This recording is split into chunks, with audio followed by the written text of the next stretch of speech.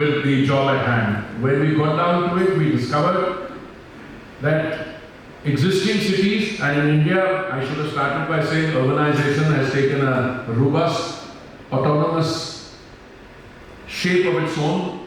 So you needed to do something about the existing cities. So when this Smart Cities mission was unveiled through a system of citizen-centered consultation and bidding, it's not surprising that out of the 190 of the smart cities which got selected were based on the area-based development of existing cities. And that's how it should be, and 10 were new greenfield cities.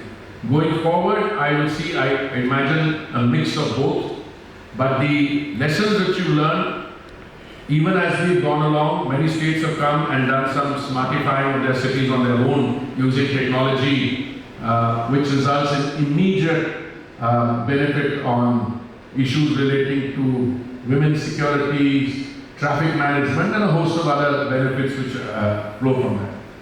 Our metro system started in 2002 when Vajpayee was the Prime Minister. Today we have 871 kilometers of operational metro lines. We have another 905 kilometers or so which is under construction.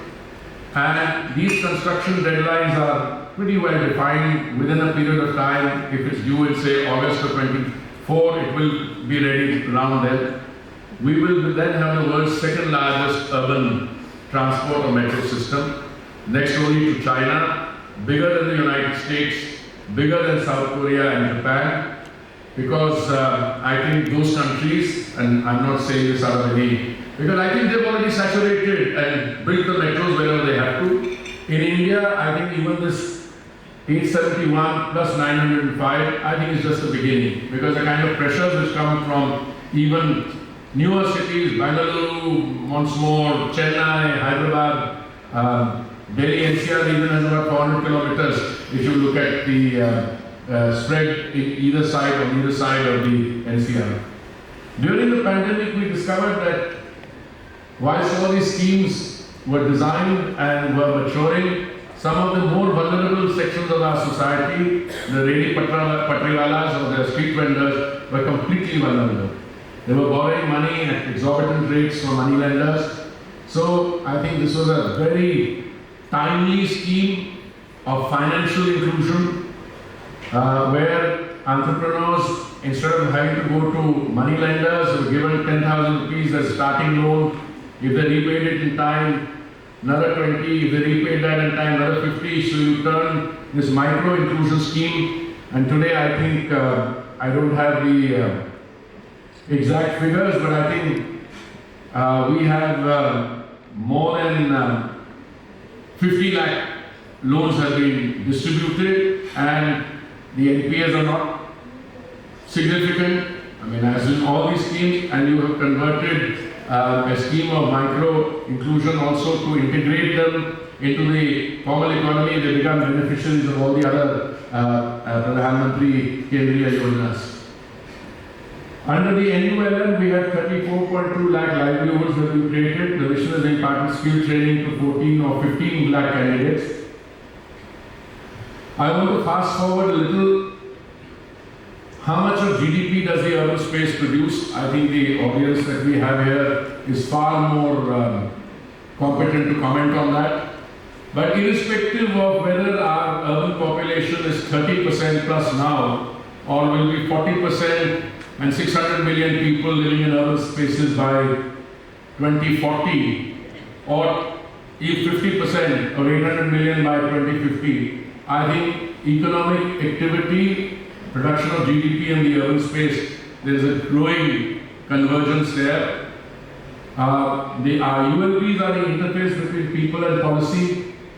I have very often agonized because today urban services require technical skills and professionalism of a very special category. I have many friends from the IAS sitting here and don't want to do. I sometimes wonder why we do not.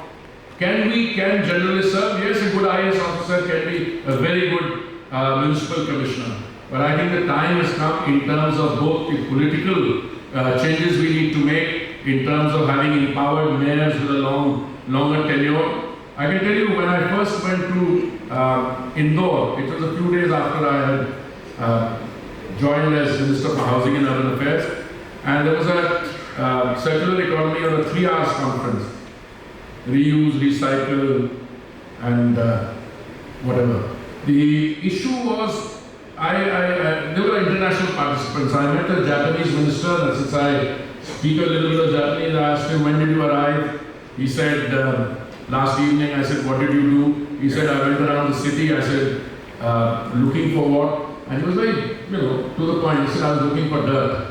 So I said, I didn't understand initially. Then he said, no, because this city has a reputation of being world class in terms of its, cleanliness. It comes in the Swachhta Sarvekshan we carry out. It does very well every year. But I think that's the kind of tribute. I was there recently. They won 6 times. They won the Swachhta Sarvekshan award. So I asked myself a question: what produces this kind of winning formula? There's no easy answer. I could turn around and say a good municipal commissioner, a good mayor, a good chief minister, but I think it's all of it. Once that culture seeps in and you draw pride, I mean, I gave a figure about how many cities have floated municipal bonds. If you have a clean city, land values go up. There's pride.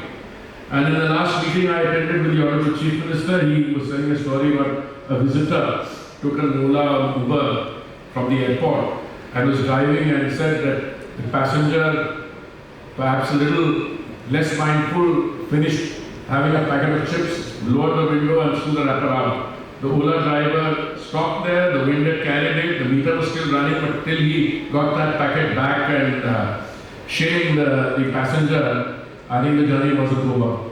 I think it's little things like this which make a difference. I'm sure that our cities will be the battlegrounds for action against most global or local challenges, be it climate change or pandemics.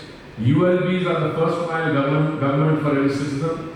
We must look to empower our mayors and city councils because they have successfully demonstrated that they are capable of driving global action at the local level. I think the Modi government has been pushing this agenda through a system of outcome-based incentives for open urban governance. Competition-based programs and incentive-based programs has resulted in ULBs pulling up their socks. I think as I conclude these remarks, hopefully to provoke you a bit, but only within manageable bandwidth, I think as India develops, and I mean this seriously, as we go on from being we'll be around a $4 trillion economy by the end of the year to say a $5 trillion economy in the next 2 years, going on towards an $8-10 trillion economy around 2030. Fundamental changes will take place. Changes which will be conditioned, if not molded, by the changing demographic profile, changes which will be influenced by the fact that you have a more resilient, better off population. But what is the shape that our urban space has to take? And I believe that is something that this distinguished audience, all of you, many of you have devoted your lifetimes to this, others have come onto this urban space from different parts of your experience. So I thank you for giving me a patient hearing, and I look forward to working with you for the remaining period of the time, at least of this tenure. Thank you very much.